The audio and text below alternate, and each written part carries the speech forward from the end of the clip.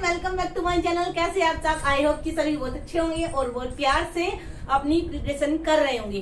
तो आज बात करेंगे कोई भी बकवास किए बिना, सीधी बात, नो बकवास, टू द पॉइंट स्टार्ट करते हैं वीडियो को। और वीडियो का आज का टाइटल है कि कंटिन्यूटी कैसे बनाए रखे। बहुत सारे फेस्टिवल्स आने वाले हैं, जैसे कि करवा चौथ, अहोई, दिवाली, गोवर्धन पूजा, भैया दूज और सारे फेस्टिवल में आप भले ही अनमैरिड हो, आप भले ही मैरिड हो, आप बिजी रहने वाले हो, क्योंकि आपके मम्मी पापा आपको छोड़ेंगे नहीं।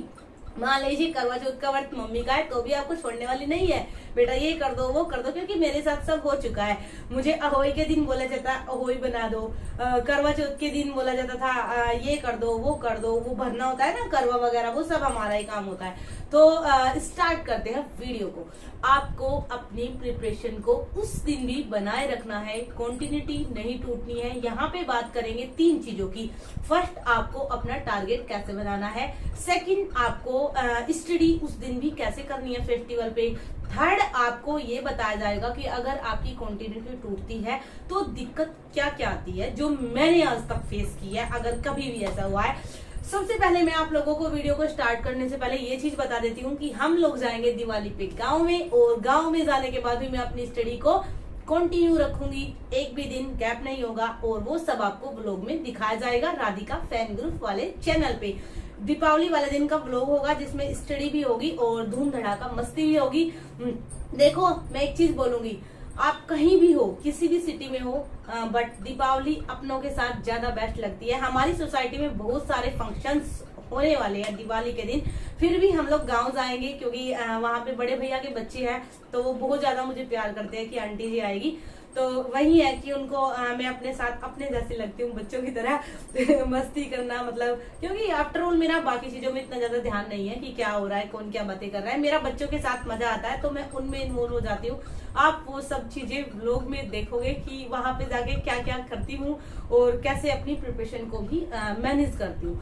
तो यही चीज मैं आप लोगों को सिखाना चाहती हूँ, क्योंकि आप सब आखिर मेरे ही भाई बहन हो।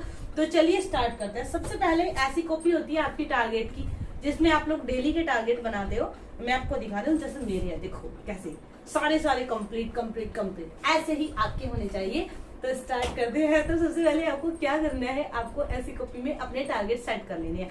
मैं आपको टारगेट बना के इसलिए नहीं दे सकती, ग्रुप के जो बच्चे हैं उनका मेरे को पता है किसका क्या चल रहा है, उनको मैं टारगेट दे दूंगी। बट अगर आप बोलेंगे कि आपको दिवाली, भैया दूज और गोवर्धन पूजा के टारगेट मुझसे चाहिए, तो मैं कम्युनिटी पे उनको दे दूंगी, आप सबको भी। मतलब फेस्टिवल के दिन के 3 दिन के, जिससे आप लोगों को पता चले कि आज के दिन भी हम क्या पढ़ सकते हैं, क्या कर सकते हैं। चलिए स्टार्ट करते हैं। तो जैसे ये हो गया आपका, उसके बाद में आपको करना है, जैसे ये आपने अपने अकॉर्डिंग अपना टारगेट बना लिया, या तो आप स्टडी का बना लीजिए कि आपको स्टडी करनी है, या फिर आप डिवीजन बना लीजिए, क्योंकि रिवीजन क्या होता है, आपका क्विकली होता है, आपने चीजों को पढ़ा होता है पहले, तो थोड़ा थोड़ा आपको उनका आइडिया होता है, तो रिवीजन ही करना होता है। अब मान लीजिए फेस्टिवल डे आ चुका है, तो सुबह सबके जागने से पहले, देखो ये एक्सक्यूज बिल्कुल मत देना कि हमारे घर में सभी 5 बजे जागते हैं तो हम कब जागे, क्योंकि बहुत सारे मैसेज ऐसे हो जाते हैं। इसके लिए मैं आपको बताती हूँ, घर का कोई भी कोना जरूरी नहीं है कि अलग कमरा हो, आप उसमें बैठ के स्टडी कर सकते हो। मैं अपने बेडरूम में बैठ के भी स्टडी करती हूँ, वहां पे मेरे छोटा टेबल लगा है। वीडियो के बाद में आपको एक पिक में लगाऊंगी यहाँ पे, जो उधर वाला मेरा बुक एरिया है उसका, आप उसको देख सकते हैं। अब उसके बाद आपको क्या करना है, आप स्टार्टिंग में सबसे पहले डे में सुबह उठ जाएंगे। सुबह उठने के बाद आपको अपना करंट अफेयर का पोर्शन 1.5 घंटे या 2 घंटे में फिनिश कर देना है। आपके अंदर से जो फीलिंग आएगी ना, वो बिल्कुल फील करने वाली होती है, जैसे मैंने खुद के साथ फील किया। इतना ज्यादा हैप्पी वो मोमेंट होता है कि आपने कुछ खत्म भी कर लिया पढ़ के, मतलब सब लोग जाग रहे हैं और आप कर चुके हो। दूसरी चीज होती है, फिर आपके दिमाग में जो टेंशन होती है ना, मेरे को पढ़ना है पढ़ना है पढ़ना है, वो नहीं रहती। आपको रहता है मेरा ये हो चुका है, तो आप अपनी फैमिली के साथ भी अच्छे से टाइम स्पेंड कर पाते हो। उसके बाद में स्टार्ट हो गया नहाना धोना काम, इट्स आफ्टर ऑल सब कुछ ही होता है सबके घर में।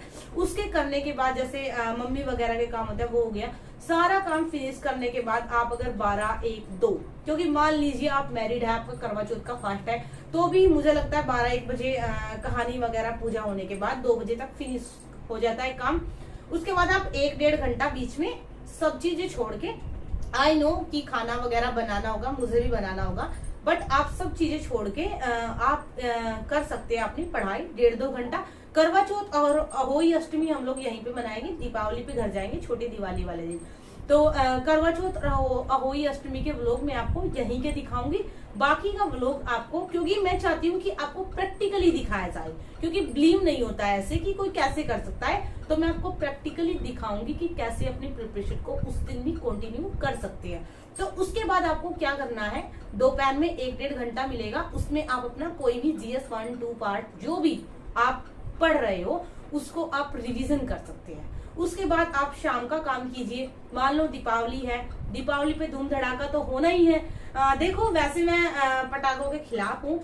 मुझे लगता है कि दीपावली दियों का और प्यार का, अपनों का त्योहार है। बट बच्चे लोग तो छुटा देंगे क्योंकि उनको तो मजा आएगा, हमारा अविक भी छुटाने वाला है। तो उसमें आपको क्या करना है, शाम को 10-11 बजे तक फिनिश करके सब कुछ कि आपने देख लिया, दूसरों को छुटाते हुए खुद छुटा लिए। उसके बाद आप 1-1.5 घंटा रात को पढ़ के तभी सोएंगे।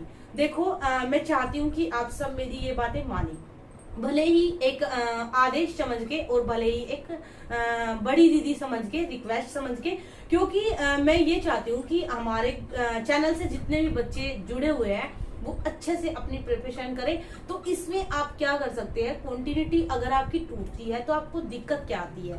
जैसे मेरे साथ कई बार हुआ कि हम लोग गांव चले गए और अगर मैं पढ़ नहीं पाई, मतलब बुक्स वगैरह लेके गई लेकिन वो ऐसे की ऐसी आ गई, लेकिन आने के बाद भी 8 दिन में पढ़ नहीं पाई।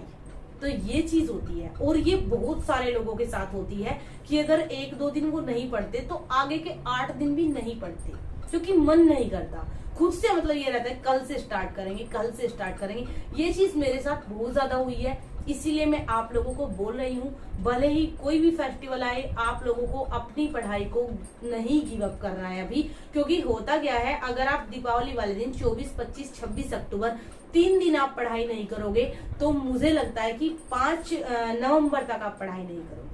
क्योंकि मैंने खुद के साथ ये चीजें फील की है कि आने के बाद भी फिर 8-10 दिन पढ़ाई नहीं हुई। भले ही टाइम है लेकिन हम मोबाइल में लगे हुए हैं, फोटोज वगैरह देख रहे हैं। तो प्लीज कंटिन्यूटी को बनाए रखे। अपने अगर आपने कोई लक्ष्य देखा है, कोई सपना देखा है, तो उसके प्रति आप सीरियस रहे और अच्छे से अपनी प्रिपरेशन करते रहे। And now thanks for watching, keep supporting, keep loving, and now bye.